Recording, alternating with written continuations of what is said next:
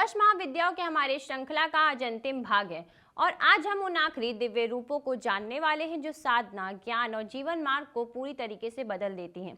पिछले भाग में हमने माँ त्रिपुरा सुंदरी, माँ भुवनेश्वरी, माँ त्रिपुरा भैरवी, माँ छिन्नमस्ता और माँ बंगला मुखी के अद्भुत रहस्य को समझा था। अगर आपने वो भाग नहीं देखा है तो जाकर जरूर देखिए। तो चलिए इस दिव्य यात्रा के अंतिम चरण में आज की पहली महाविद्या माँ धूमावती से शुरुआत करते हैं। माँ धूमावती त्याग और वैराग्य का उग्र रूप है। माँ धूमावती देवी पार्वती का एक उग्र और विकराल स्वरूप मानी जाती है। उनका रूप जीवन के उन चरणों का प्रतीक है जब मनुष्य कठिनाई, अकेलेपन और गहरे वैराग्य से शक्ति पाना सीख रहा होता है।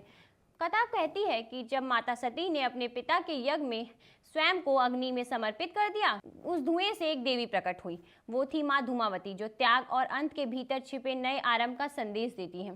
दूसरी कथा के अनुसार एक बार अत्यधिक भूख से व्याकुल होकर माता पार्वती ने भगवान शिव को निगल लिया था। भगवान शिव के भीतर मौजूद विष के कारण उनके गले से धुआं निकलने लगा और माता का स्वरूप विकृत हो गया।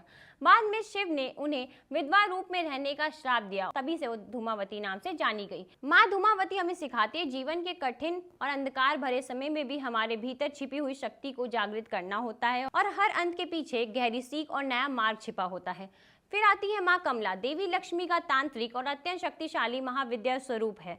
समुद्र मंथन के समय जब अमृत कलश प्रकट हुआ, उसी दिव्य क्षण में माँ कमला भी प्रकट हुई, धन, सौभाग्य, समृद्धि और जीवन में स्थिर उजाला की अधिष्ठात्री बनकर। कहा जाता है कि जब दूरात्मा नाम के असुर ने अपनी काली शक्तियों से संसार में डर और विनाश फैलाने लगा तो देवताओं ने माँ से प्रार्थना की। माँ कमला ने अपने प्रकाश से दूरात्मा के अंधकार को मिटा दिया और जहाँ उनके चरण पड़े वहाँ हरियाली, शांति और समृद्धि लौट आई। माँ कमला हमें सिखाती है कि सच्ची लक्ष्मी तभी आती है जब मन साफ हो, पवित्र हो और जीवन में सकारात्मकता प्रकाश हो।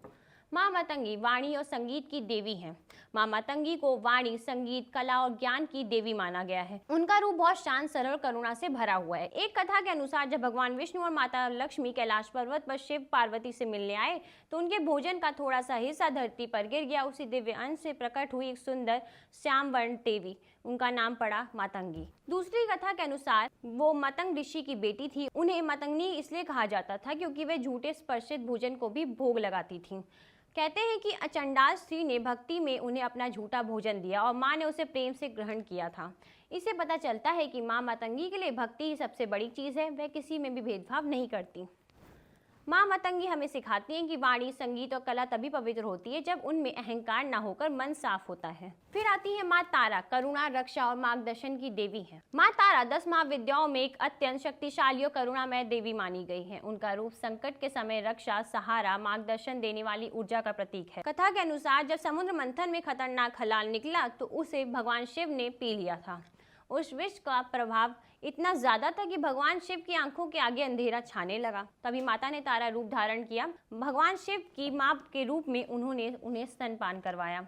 एक अन्य कथा में बताया गया है कि जब रावण का अत्याचार बढ़ गया तब महाकाली ने नील वर्ण धारण किया, तारा रूप में प्रकट होकर दुष्ट शक्तियों का नाश किया। और यही कारण है कि माता तारा का रूप रक्षा, उग्र और बहुत करीब माना गया है। बुद्ध परंपरा में भी माँ तारा को विशेष स्थान है। वहाँ वह करुणा की देवी मानी गई है, जिन्होंने ये संकल्प लिया था कि स्त्री रूप में ही रहकर असंख्य प्राणियों की सहायता करेंगी। इसलिए वह हर रूप में सुरक्षा, साहस, ज्ञान और दया की प्रतीक के रूप में पूजी जाती है। माँ तारा हमें सिखाती है कठिन समय में भय नहीं बल्कि करुणा, धैर्य और सही दिशा ही सबसे बड़ा शक्ति होता है। 10 महाविद्या के हमारी यात्रा अब पूरी होती है।